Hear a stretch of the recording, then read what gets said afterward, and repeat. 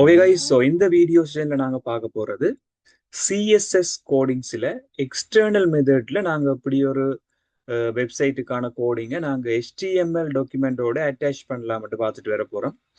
Same பிளேலிஸ்ட்லேயே பார்த்தீங்கன்னு சொன்னால் இந்த பிளேலிஸ்ட நேம் நாங்கள் எப்படி சூஸ் பண்ணியிருப்போம்னு சொன்னால் web development with CSS. So already ஒரு பிளேலிஸ்ட் நாங்கள் ரிலீஸ் பண்ணியிருந்தோம் ஐசிடி ஃபவுண்டேஷன் யூடியூப் சேனலில் HTML ஃபார் வெப் டெவலப்மெண்ட் அப்படின்னு சொல்லி. ஸோ அதுக்கு பிறகு கண்டினியூஸாக இந்த பிளேலிஸ்ட்ல நாங்கள் HTML-ஓட எப்படி சிஎஸ்எஸ் ஆட் பண்ணலாம்னு சொல்லி நாங்கள் இன்ட்ரடக்ஷன் செஷன்ல இருந்து ஒரு 5 செஷன்ஸ் கவர் பண்ணியிருப்போம். இதுக்கு முதல் ப்ரீவியஸ் செஷன்ஸ் வந்து சேம் பிளேலிஸ்ட்ல இருக்கிற ப்ரீவியஸ் வீடியோவை நீங்கள் ப்ளே பண்ணி பார்க்கலாம். தென் எங்களோட social medias pages, that mean Instagram, Telegram எல்லா பேஜஸ் லிங்க்ஸுமே நான் டிஸ்கிரிப்ஷன் பார்ட்டில் ஆட் பண்ணியிருக்கிறேன். நீங்கள் அந்த லிங்க்ஸை கொடுத்து உங்களுக்கு தேவையான நாலேஜை என்ஹான்ஸ் பண்ணக்கூடிய மாதிரி இருக்கு. ஸோ இந்த வீடியோ செஷன் ஸ்பெசிஃபிக்காக நாங்கள் சிஎஸ்எஸ்ல இருக்க போகிற எக்ஸ்டர்னல் மெத்தடை யூஸ் பண்ணி எப்படி நாங்கள் ஒரு வெப்சைட்டுக்கான கோடிங் எழுதலாம்னு பார்த்துட்டு வர போகிறோம்.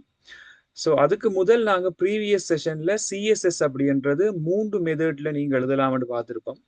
அதில் ஒன்று வந்து ஒரு coding method, inline coding method.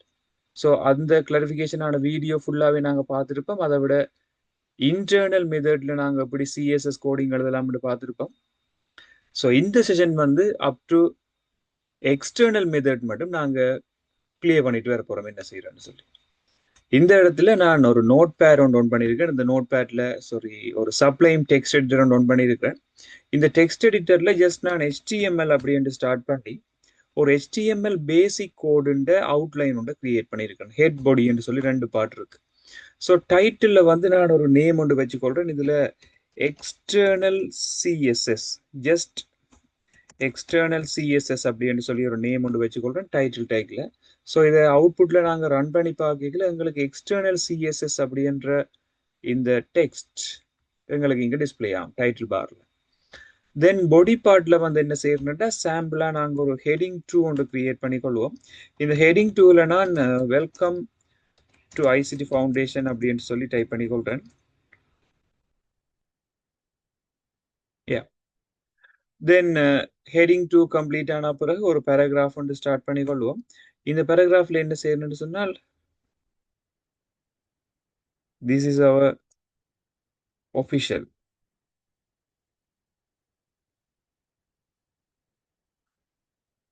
for advanced level.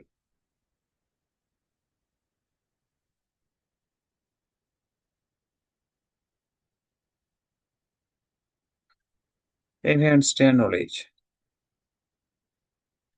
Just ஒரு ஸ்மால் பேராகிராஃப் வந்து இதில் டைப் பண்ணியிருக்கிறேன். இதுக்கு கீழே நாங்கள் என்ன செய்வோம்னு சொன்னால் ஒரு ஹெடிங் 6 ஒன்று கிரியேட் பண்ணிட்டு ஜஸ்ட் இதில் நான் தேங்க்யூ அப்படின்னு சொல்லி டைப் பண்ணிக்கொள்றேன். That's it.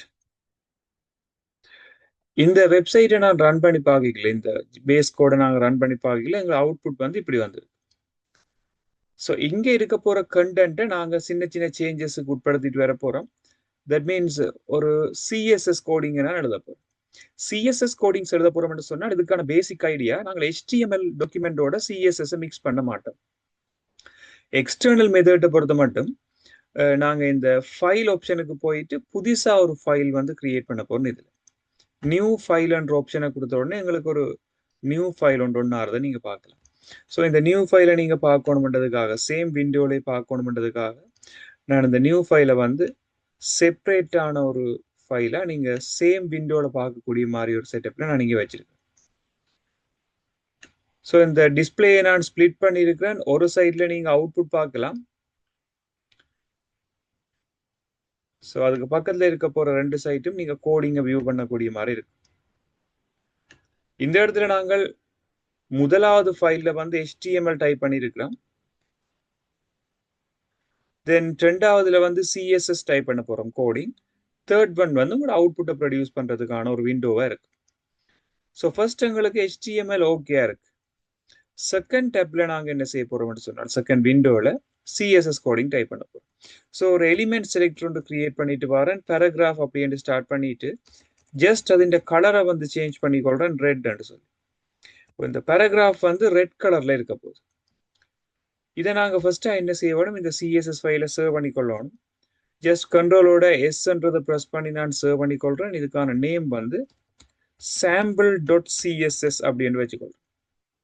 சேம் ஃபோல்டர்லேயே நாங்கள் sample.css அப்படின்னு சேவ் பண்ணிக்கொள்வோம். சேவ் பண்ண அப்புறம் இதுன்ற கலருமே நாங்கள் சேஞ்ச் பண்ணி இருக்கிறத பார்க்கக்கூடிய மாதிரி இருக்கு. தென் இந்த இடத்துல நாங்கள் இது எல்லாத்தையும் ரன் பண்ணிட்டு சேவ் பண்ணிட்டு இதை ரன் பண்ணமா இருந்தால் எந்த ஒரு அவுட்புட் சேஞ்சஸுமே வராது. நான் இங்க ரீலோட் பண்ணியிருக்கேன். அவுட்புட்ல எந்த ஒரு சேஞ்சுமே இல்லை. பிகாஸ் 2 டாக்குமெண்ட்டும் வந்து எங்களுக்கு செப்பரேட்டான டாக்குமெண்டா இருக்கு. அதாவது HTML தனி ஒரு டாக்குமெண்டா நாங்க சேவ் பண்ணியிருக்கிறோம். சேம் டைம் பார்த்தோம்னு சொன்னால் CSS வந்து செப்பரேட்டான ஒரு டாக்குமெண்டா நாங்க இதை ஆட் பண்ணியிருக்கிறோம். இப்ப இந்த ஹெட்ன்ற பார்ட்ல வந்து நாங்க லிங்க் என்ற ஒரு டேக்கை வந்து கிரியேட் பண்ண போறோம். ஹெட்ன்ற பார்ட்ல வந்து நாங்கள் இந்த லிங்க் என்ற டேக்கை கிரியேட் பண்ணிட்டு இதுல ரிலேஷன்ஷிப்ல வந்து ஸ்டைல் ஷீட் அப்படின்னு கொடுத்துருக்கோம். தென் டெக்ஸ்டோ CSS அப்படின்னு சொல்லி டைப் வந்து இன்க்ளூட் பண்ணியிருக்கிறோம். HREFல வந்து என்ன செய்ய போறோம்னு சொன்னால் sample.css அப்படின்னு சொல்லி இதுல நான் இந்த HREF ஹைப்பர் ரெஃபரன்ஸ் ஆட் பண்ணியிருக்கிறேன். தட் மீன்ஸ் இந்த CSS ஃபைலின் நேமை நான் வந்து இங்க இன்க்ளூட் பண்ணியிருக்கேன். இப்ப இந்த CSS ஃபைல் அப்படின்றது இந்த HTML டாக்குமெண்டோட அட்டாச் ஆயிடுச்சு. ஸோ இப்போ நாங்கள் அவுட்புட்டை ரன் பண்ணி பார்ப்போமா இருந்தால் எங்களோட பேராகிராஃப் வந்து ரெட் கலர்ல மாறி இருக்கிறத நாங்கள் இதுல பார்க்கக்கூடிய மாதிரி இருக்கும். இது பேசிக்கா நாங்கள் ஃபர்ஸ்டா இதை செஞ்சிருக்க ப்ராக்டிக்கல் பார்ட்டா இருக்கும்.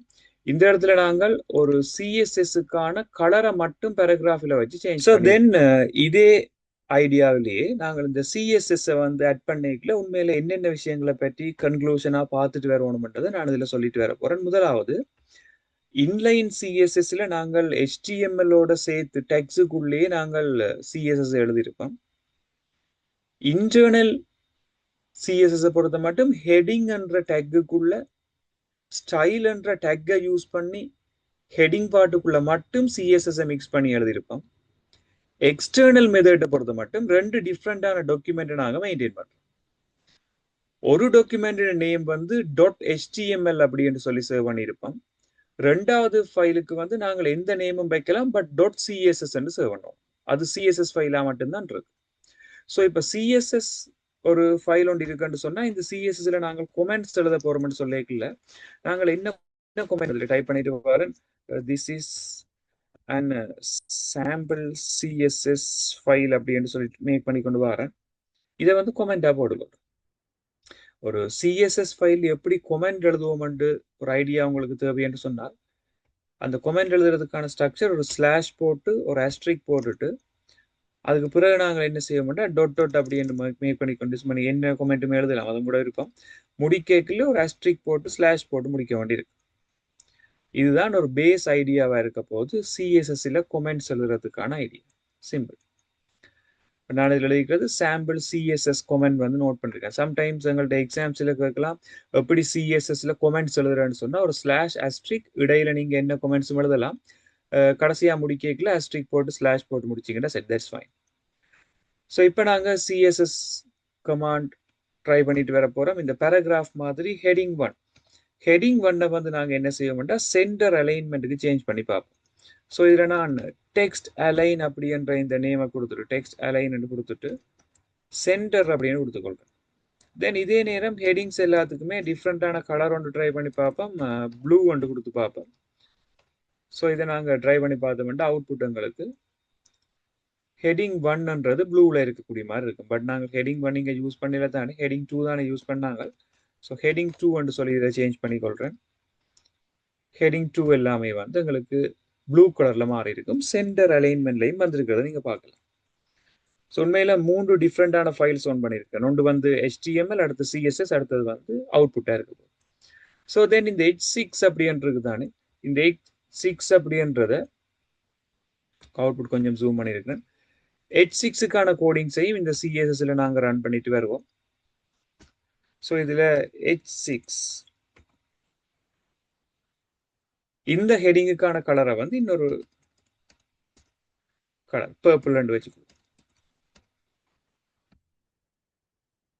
தென் இதை சர்வ் பண்ணி ரன் பண்ணி பார்க்கல எங்களுக்கு இது பர்பிள் கலர்ல மாறுதை நீங்க பார்க்கலாம். சிம்பிள். ஸோ எக்ஸ்டர்னல் சிஎஸ்எஸ்ன்றது உண்மையிலேயே ஒரு எஃபிஷியன்டான மெத்தடாக இருக்கும். எக்ஸாம்ஸில் ஃப்ரீக்வெண்ட்டாக கேட்குற கேள்வி, ஒரு எக்ஸ்டர்னல் சிஎஸ்எஸ் மெத்தட் வந்து என்ன ரீசனுக்காக பெட்டராக இருக்குது.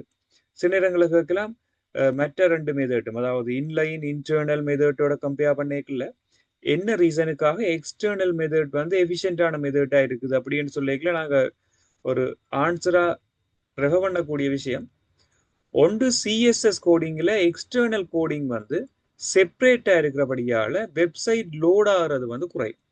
அதாவது செப்பரேட்டான கோடு HTML தனியாக இருக்குது, சிஎஸ்எஸ் தனியாக இருக்குன்னு சொல்லிக்கல வெப்சைட்டின் லோடிங் வந்து குறைவாக இருக்கு. லைட் வெயிட் கோடிங்னு சொல்லிக்கலாம். அதாவது கோடிங்கின் கம்ப்ளெக்சிட்டி குறித்த குறிமுறையின் இலகுவான தன்மை அல்லது இலகுவான தன்மை என்றது எங்களுக்கு ஏற்படுத்தப்படுது. கோடிங்கின் சிக்கல் தன்மை குறைக்கப்படுது. ரெண்டு விதமாக சொல்லலாம். Complexity of the codings will be reduced. மற்றது எங்களுக்கு அண்டர்ஸ்டாண்டபிலிட்டி கூட. நாங்கள் HTML இந்த சிஎஸ்எஸ் மட்டும் மெயின்டைன் பண்றபடியால அண்டர்ஸ்டாண்டபிலிட்டி எங்களுக்கு கூடவே இருக்கும். ஓகே, பார்த்த உடனே ரெண்டையும் குழப்பம் இல்லாமல் ஓகே சிஎஸ்எஸ் இங்கே இருக்குது, HTML இங்கே இருக்குது, ரெண்டு கோடிங்கையும் கம்பேர் பண்ணி பார்ப்போம்.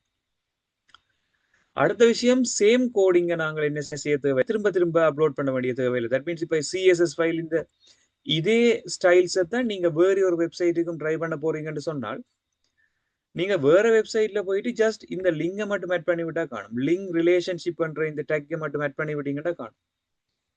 அந்த வெப்சைட்டுக்கும் இவ்வளவு ஸ்டைல்ஸுமே நீங்க அப்ளை பண்ணக்கூடிய மாதிரி இருக்கு. ஸோ இந்த சிஎஸ்எஸ்ல அப்டேட் பண்ண ரெண்டு வெப்சைட்டும் ஒரே அடியாக சேஞ்ச் ஆகிற வரையும் நீங்க பார்க்கலாம். அப்ப நாங்கள் குறித்த ஒரு சிஎஸ்எஸ் ஃபைலினை ஒன்றுக்கு மேற்பட்ட வலைத்தளங்களில் பயன்படுத்தலாம். We are able to use a simple CSS file into multiple web pages. So இப்படியான எஃபிஷியன்சியல் வந்து எங்களுக்கு கூடவா இருக்கும் ஒரு எக்ஸ்டர்னல் சிஎஸ்எஸ் கம்பேர் பண்ணிக்கல. ஸோ இந்த இடத்துல நாங்கள் பார்க்க வேண்டிய விஷயம் வந்து இன்லைன் என்ற மெத்தட்டை விட இன்டர்னல் மெத்தட் வந்து எஃபிஷியன்சி கூடவா இருக்கும். இன்டர்னல் என்ற சிஎஸ்எஸ் மெத்தட்டை விட எக்ஸ்டர்னல் மெத்தட் எஃபிஷியன்சி வந்து எங்களுக்கு கூடவா இருக்கும். மேக்சிமம் ஒரு எஃபிஷியன்சி கூடின ஒரு மெத்தட்டை நீங்க வச்சு ஒரு வெப்சைட் எழுத போறீங்கன்னு சொல்லிக்கல எக்ஸ்டர்னல் சிஎஸ்எஸ் தான் நாங்கள் அடிக்கடி யூஸ் பண்ணுவோம். இதுதான் எங்களுக்கு கொமனா தெரிய வேண்டிய ஒரு விஷயமா இருக்கு. ஸோ எக்ஸ்டர்னல் மெத்தட்டை பொறுத்த மட்டும் நாங்கள் சிஎஸ்எஸ் HTML ரெண்டு ஃபைலை மெயின்டைன் பண்ணிக்கொள்வோம். அடுத்த விஷயம், இந்த HTML நாங்கள் யூஸ் பண்ண போற லிங்குக்கு பேர், டேக்குக்கு பேர் லிங்க். இந்த லிங்க் டேக்கில் நாங்கள் முதலாவது ரிலேஷன்ஷிப் என்ற அட்ரிபியூட்டை யூஸ் பண்ணிக்கொள்வோம். இந்த ரிலேஷன்ஷிப்ல நாங்கள் யூஸ் பண்ண போற நேம் வந்து ஸ்டைல் ஷீட். பிகாஸ் எக்ஸாம்ஸ்ல இந்த கோடிங்கை உங்களை எழுத சொல்லி கேட்கல கட்டாயம் இந்த ரிலேஷன்ஷிப் பண்றதுக்கான REL என்ற வேர்ட் நீங்க மென்ஷன் பண்ணியிருக்கோம். லிங்க் ரிலேஷன்ஷிப் வந்து ஸ்டைல் ஷீட் இருக்கும். அடுத்தது டைப் கட்டாயம் எழுதி இருக்க வேணும். டைப் பண்றது டெக்ஸ்ட் ஓர் சிஎஸ்எஸ், டெக்ஸ்ட் ஓர் சிஎஸ்எஸ் அப்படின்றது மென்ஷன் பண்ணியிருக்கணும் கட்டாயம் லிங்க் டேக்ல. ஸோ அதுக்கு பிறகு நாங்கள் HREF அப்படின்ற இந்த கீவேர்ட் யூஸ் பண்ணிக்கொள்வோம். HREFல நீங்கள் எந்த வெப்சைட் யூஸ் பண்றீங்களோ, எந்த இந்த டெக்ஸ்ட் ஃபைல்ல நீங்க சேவ் பண்ணிருக்கிறீங்களோ அதை நீங்க யூஸ் பண்ணாலே தான். பிறகு கடைசியா டாட் போட்டு CSS ஃபைலை நீங்க ஆட் பண்ணிருக்க வேணும் இந்த இடத்துல. இப்படி நாங்கள் ஒரு பேசிக்கான ஒரு எக்ஸ்டர்னல் CSS என்ற கான்செப்டை நாங்கள் இந்த இடத்துல பார்க்கக்கூடிய மாதிரி இருக்கு. சேம் விண்டோவிலே நான் இது ஷேர் பண்ணபடியால உங்களுக்கு இது அண்டர்ஸ்டாண்ட் பண்றதும் ஈஸியா இருந்திருக்கு. ஸோ இந்த இடத்துல நாங்கள் 2021ல வந்து ஒரு ஸ்ட்ரக்சர் கேள்வி பார்த்துருக்கோம். முதலாவது ஸ்ட்ரக்சர் கேள்வி ஹைலைட் பண்ணியிருக்கிற பார்ட்ஸ் நீங்க ஈஸியா அண்டர்ஸ்டாண்ட் பண்ணக்கூடிய மாதிரி இருக்கும். இந்த இடத்துல நாங்கள் எதை சொன்னால் கீழே தரப்பட்ட வினாக்களுக்கு விடை எழுதுவதற்கு அட்டவணை ஒன்றில் உள்ள ஸ்டைல்ஸை வந்து யூஸ் பண்ணட்டார். முதலாவது கேள்வி கேட்டிருக்கிறோம். இதுல நீங்கள் ஈஸியா அண்டர்ஸ்டாண்ட் பண்ணக்கூடிய மாதிரி இருக்கும். ஆர்ட் எனும் பேரில் இருக்கிற ஒரு கிளாஸ் ஒன்று கிரியேட் பண்ண வேணும். அது ஆர்ட் என்ற நேம்ல இருக்கும். அடுத்து ஹெடிங் 1 இருக்குதானே, ஹெடர் 1, அது வந்து மஞ்சள் நிறத்துல இருக்கும். ஆர்ட் என்ற கிளாஸ் வந்து எழுத்துரு வகையின் பெருமன், ஒரு ஃபொண்ட் சைஸ் வந்து 14 பிக்சலா இருக்க வேணும். அடுத்தது வந்து எங்களோட டெக்ஸ்ட் எல்லாம் வந்து சென்டர்ட்ல இருக்கும். முதலாவது கேள்வி கேட்டிருக்கீங்கன்னா மேற்குறித்த பாணிகளை ஒரு வலைத்தளத்தில் உள்ள பல வலைப்பக்கங்களில் பயன்படுத்துவதற்கு எதிர்பார்க்கப்படுகின்றது. அப்ப இவர் என்ன சொல்ல வர்றார் என்றால், ஒரு கோடிங்கை நீங்க எழுதினா அது எல்லா வெப்சைட்லையும் பயன்படுத்தக்கூடிய மாதிரி இருக்க வேணும் என்று சொல்லி உங்களுக்கு விளங்க வேணும். இவர் மறைமுகமா இதில் நீங்கள் எக்ஸ்டர்னல் சிஎஸ்எஸ் யூஸ் பண்ண வேணும் என்ற ஒரு ஐடியாவை கொண்டாடுறாங்க. ஸோ நீங்கள் இங்க யூஸ் பண்ண வேண்டிய மெத்தட் வந்து எக்ஸ்டர்னல் சிஎஸ்எஸ். எப்படி நாங்கள் அதை ஈஸியா கண்டுபிடிச்சினாங்கன்னு சொன்னால், மேற்குறித்த பாணிகளை ஒரு வலைத்தளத்தில் உள்ள பல வலைப்பக்கங்களில் பயன்படுத்துவதற்கு எதிர்பார்க்கப்படுகிறது. எக்ஸ்டர்னல் சிஎஸ்எஸ்ல தான் ஒரு எழுதின கோடிங்க நீங்க நிறைய வெப்சைட்ல பார்க்கலாம். மற்றதுகள் எல்லாம் அதே டாக்குமெண்டோட சேர்ந்து இருக்கும், இன்டர்னல் சரி அல்லது இன்லைன் சரி. இத்தேவையை பூர்த்தி செய்வதற்காக அட்டவணை ஒன்றில் தரப்பட்டுள்ள பாணிகளை வரையறுப்பதற்கு ஒரு தகுந்த சிஎஸ்எஸ் கோடிங் எழுதட்டும். இப்போ எக்ஸ்டர்னல் மெத்தட் தான் நீங்க எழுத போறேன்னு சொல்லிக்கல, நீங்க வந்து சிம்பிளா என்ன செய்யலாம்னு சொன்னால், நான் உங்களுக்கு ஒரு டிஃப்ரெண்டான colour, that means okay blue colour அலையை மார்க் பண்ணிட்டு வரணும் உங்களோட கோடிங்க. எக்ஸ்டர்னல் சிஎஸ்எஸ் சொல்லிக்கல நீங்கள் எந்த ஒரு ஸ்டார்டிங் ஸ்டாப்பிங் ஒன்றும் போடவே தேவையில்லை, ஜஸ்ட் நீங்க ஸ்டார்ட் பண்ணிட்டு வரலாம். முதலாவது ஆர்ட் எனும் பெயரில் வகுப்பு பெயர்ல உள்ள ஒரு கிளாஸ் என்று சொன்னா நீங்க என்ன செய்ய வேணும், டொட் என்று போட்டு ஸ்டார்ட் பண்ண வேணும். ஆர்ட் அப்படின்னு தொடங்கிட்டு ஒரு கேர்லி பிராக்கெட்டுக்குள்ள வந்து முதலாவது சொல்லியிருக்கேன், எழுத்துரு வகையின் பெருமன் வந்து 14 பிக்சல். ஸோ இதை நீங்க ஃபொண்ட் சைஸ் அப்படின்னு எழுதலாம். ஃபொண்ட் சைஸ் வந்து 14 பிக்சல் அப்படின்னு மென்ஷன் பண்ணலாம்.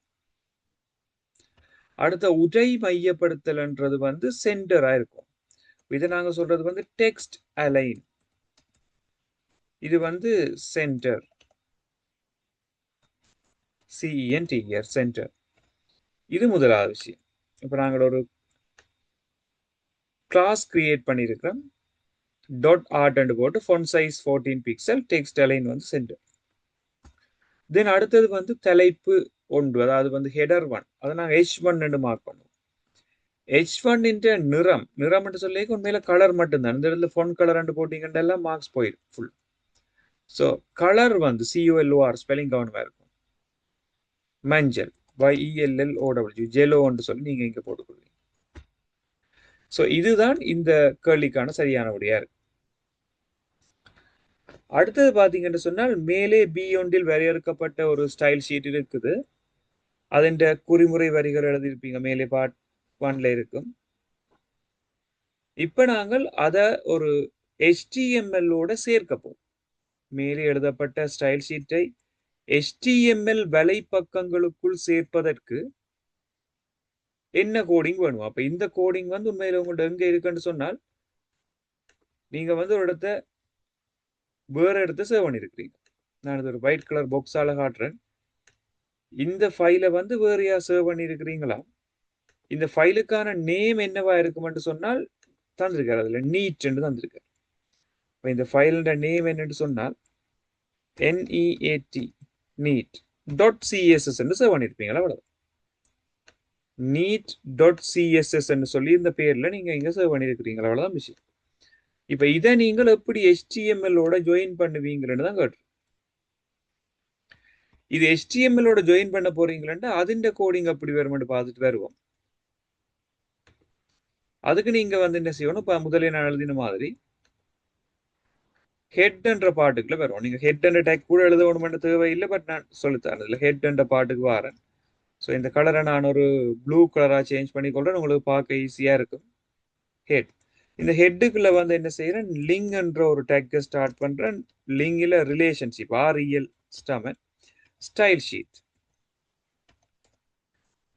அடுத்து வந்து டைப் அப்படின்றதுக்கு நாங்கள் எழுதிக்கொள்ளும் டெக்ஸ்டோ CSS.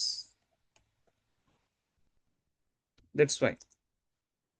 அடுத்தது HREF ஹைப்பர் ரெஃபரன்ஸ் வந்து என்ன போட்டுக்கொள்வோம்னா, மேலே இந்த ஃபைல் நேம் நான் தந்திருக்கிறபடியால neat.css அப்படின்ற இந்த கோடிங் ஃபைல் நேமை வந்து மென்ஷன் பண்ணிக்கொள்வேன். ஹெட்டுக்குள்ள வந்து லிங்க் ஓகே, ரிலேஷன்ஷிப் ஓகே. அடுத்த டைப் வந்து டெக்ஸ்டோ CSS, HREF வந்து neat.css. இவ்வளவுதான் காணும். இனி நீங்கள் இந்த டேக்கை அப்படியே க்ளோஸ் பண்ணலாம். க்ளோஸ் பண்ணிட்டு கீழே ஹெடிங் என்ற டேக்கையும் வந்து க்ளோஸ் பண்ணிக்கொள்ளணும். ஹெடிங் இல்ல ஹெட். இதுதான் இந்த கேள்விக்கான சரியான ஆன்சரா இருக்கு. இவ்வளவு சரியா நீங்க எழுதுவீங்களா இருந்தால் நீங்கள் ஃபுல் மார்க்ஸ் எடுக்கக்கூடிய மாதிரி இருக்கும். இந்த இடத்துல நான் ஒரு ஒயிட் கலர் எழுதி ஃபுல்லா க்ளோஸ் பண்ணிக்கொள்றேன்.